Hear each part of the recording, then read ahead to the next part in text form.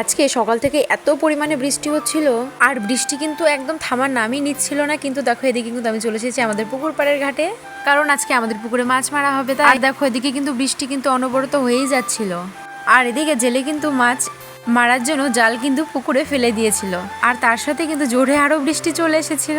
আর হ্যাঁ জানো, কদিন আগে না আমাদের পুকুরে আরো জাল ফেলেছিল, কিন্তু মাছ পেয়েছিল অনেক, কিন্তু আজকে একদমই মাছ নেই যে পুকুরে। হ্যাঁ পেয়েছিল, খাবার মতন হয়ে গেছিল আর কি মাছ।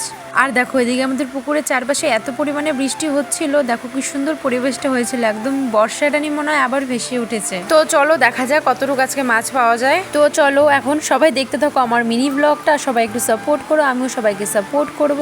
আর হ্যাঁ এখনো না খুব জোরে বৃষ্টি হচ্ছে, তোমরা তো শুনতেই পাচ্ছ বৃষ্টির আওয়াজ, আমি এখন ভয়েস ওভার দিচ্ছি। আর জানো আমরা না বেশি মাছ কিন্তু কিনেই খাই না, আর কিনেই বা কেন খাবো তাই না?